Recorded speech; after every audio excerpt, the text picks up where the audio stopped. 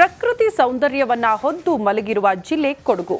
ಇಲ್ಲಿಯ ಹಚ್ಚ ಹಸಿರಿನ ಸೌಂದರ್ಯ ವೀಕ್ಷಣೆಗೆ ಪ್ರವಾಸಿಗರು ಮುಗಿ ಬೀಳುತ್ತಾರೆ. ಆದರೆ ಅದೇ ಪ್ರವಾಸೋದ್ಯಮ ಹೆಸರಲ್ಲಿ ರೆಸಾರ್ಟ್, ಹೋಮ್ ಸ್ಟೇಗಳು ಅಗತ್ಯಕ್ಕೂ ಮೀರಿ ತಲೆ ಎತ್ತುತ್ತಾ ಇದ್ದು ಕೃಷಿ ಭೂಮಿಗಳು ಮಾಯವಾಗ್ಬಿಟ್ಟಿದೆ. ಈ ಕುರಿತ ಒಂದು ವರದಿ ಎಲ್ಲಿದೆ ನೋಡಿ.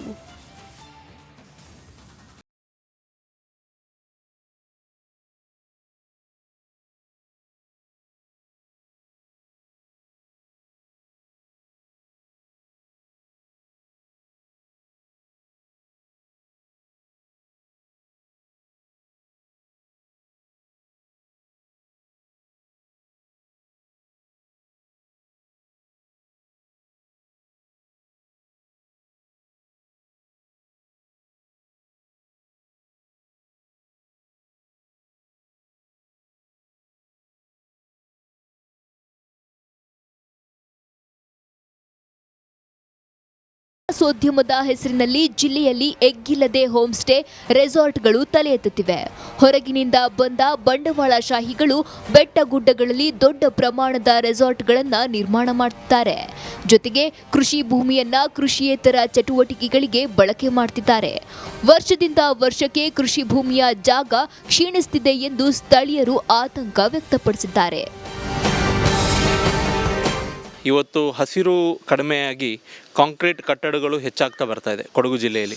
ಅದು ಬೆಟ್ಟದ ಮೇಲೆ ಆಗಿರ್ಬೋದು, ಪ್ಲೇನ್ ಪ್ರದೇಶ ಆಗಿರ್ಬೋದು, ಅಥವಾ ನಮ್ಮ ವೆಟ್ಲ್ಯಾಂಡ್ ಗದ್ದೆ ಪ್ರದೇಶಗಳಲ್ಲೂ ಕೂಡ ಇವತ್ತು ಕಾಂಕ್ರೀಟ್ ಕಟ್ಟಡಗಳು ರೆಸಾರ್ಟ್ಗಳ ಹೆಸರಲ್ಲಿ, ಹೋಟೆಲ್ಗಳ ಹೆಸರಲ್ಲಿ, ಹೋಮ್ ಸ್ಟೇಗಳ ಹೆಸರಲ್ಲಿ ಇವತ್ತು ಕಟ್ಟಡಗಳು ಏಳ್ತಾ ಇದೆ. ಇದು ಭಾಳ ಒಂದು ಆತಂಕಕಾರಿ ಬೆಳವಣಿಗೆ.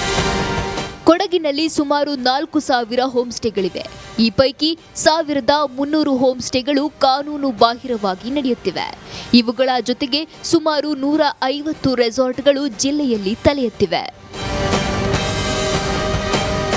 ಹೌದು, ಕೊಡಗಲ್ಲಿ ಸುಮಾರು 4,000 ಹೋಮ್ ಸ್ಟೇಸ್ ಇದೆ. 100ರಿಂದ 150 ಹೋಟೆಲ್ಸು ಮತ್ತು ರೆಸಾರ್ಟ್ಸ್ ಇದೆ. ನಮ್ಮ ಹೋಮ್ ಸ್ಟೇಗಳಲ್ಲಿ ಸುಮಾರು 1,300 ಅನ್ರಿಜಿಸ್ಟರ್ಡ್ ಹೋಮ್ ಸ್ಟೇಸ್ ಇದೆ ಅಂತ ನಮ್ಮ ಅಂದಾಜಿದೆ.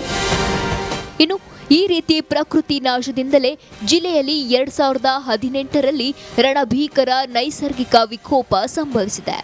ಇಷ್ಟಾದರೂ ಎಚ್ಚೆತ್ತುಕೊಳ್ಳದ ಸರ್ಕಾರದ ವಿರುದ್ಧ ಆಕ್ರೋಶ ವ್ಯಕ್ತವಾಗ್ತಿದೆ.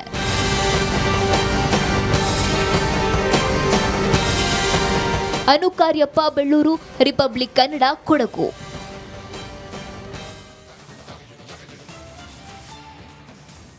ಅದು ಪಕ್ಕಾ ಕನ್ನಡದ ನೆಲ, ಅದರಲ್ಲೂ ಉತ್ತರ ಕರ್ನಾಟಕ ಜವಾರಿ ನಾಡು.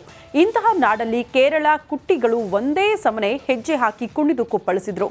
ಈ ಸಂಭ್ರಮದ ಒಂದು ಝಲಕ್ ಇಲ್ಲಿದೆ ನೋಡಿ.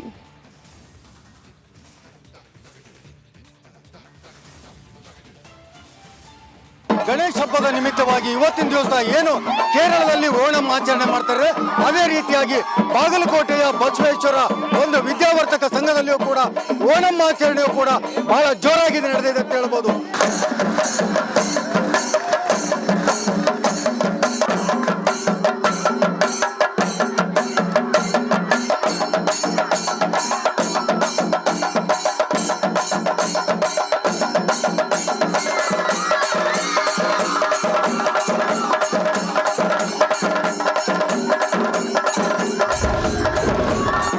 ಚಂಡೆ ಮದ್ದಳೆಗೆ ಸ್ಟೆಪ್ ಹಾಕಿದ ಯುವತಿಯರು.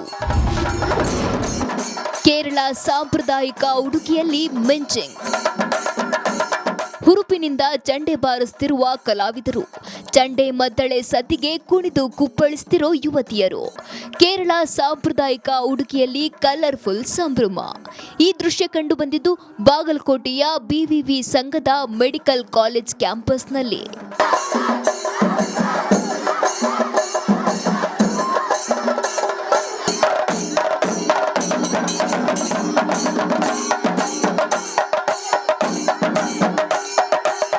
ಎಲ್ಲೆಡೆ ಗಣೇಶ ಹಬ್ಬದ ಸಂಭ್ರಮ ಮನೆ ಮಾಡಿದೆ.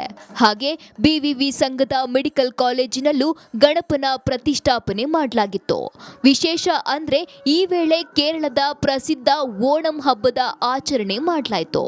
ಕಲರ್ಫುಲ್ ಹಬ್ಬದಲ್ಲಿ ವಿದ್ಯಾರ್ಥಿಗಳು ಕೆಲ ಹಾಡುಗಳಿಗೆ ಸ್ಟೆಪ್ ಹಾಕಿ ಸಂಭ್ರಮಿಸಿದ್ರು. Happy Onam to everyone. Onam is a significant festival in Kerala which is honoring the King Mahabali, and it's a cultural harvest of Kerala, which is the beginning of season harvest of Kerala. It is a 10-day festival which is starting from Attam to Thiruvonam. Onam begins with a festival of flowers, everything, which will be reuniting the families, the friends and every peoples in the entire nation. Onam ಆಚರಣೆಯ ಹಿಂದೆ ಒಂದು ವಿಶಿಷ್ಟ ದಂತಕಥೆ ಇದ್ದು, ಇದು ವಿಷ್ಣುವಿನ ಆರಾಧನಾ ಹಬ್ಬ ಅಲ್ಲದೆ ಕೇರಳಿಗರು ಆಚರಿಸೋ ಪ್ರಮುಖ ಹಬ್ಬ.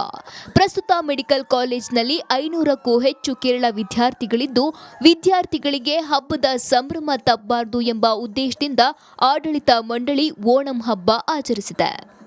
ಕೇರಳದಲ್ಲಿ ಏನಾಗುತ್ತೆ ಅಂತಂದರೆ ಈ ಓಣಂ ಸೆಲೆಬ್ರೇಷನ್ ಹಿಂದೂ ಅಂಥೇಳಿ ಓಣಂ ಸೆಲೆಬ್ರೇಷನನ್ನು ಮಾಡ್ತಿರ್ತಾರೆ.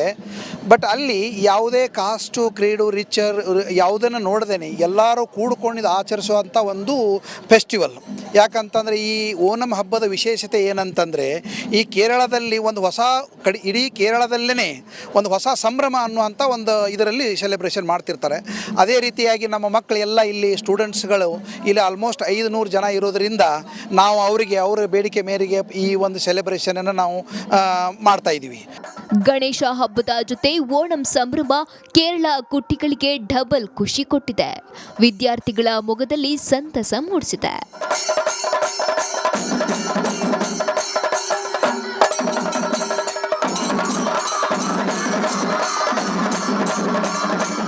ಸಿದ್ದು ದುತ್ತರಗಾವಿ, ರಿಪಬ್ಲಿಕ್ ಕನ್ನಡ, ಬಾಗಲಕೋಟೆ.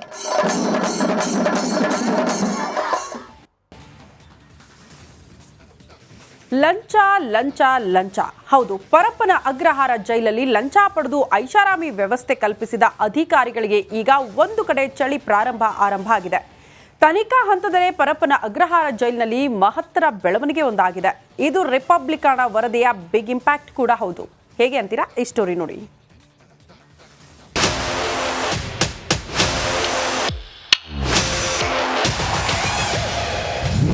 ಪರಪ್ಪನ ಅಗ್ರಹಾರದಿಂದ 1,000 ಕೈದಿಗಳು ಶಿಫ್ಟ್. ಇದು ರಿಪಬ್ಲಿಕ್ ಕನ್ನಡ ವರದಿಯ ಬಿಗ್ ಇಂಪ್ಯಾಕ್ಟ್.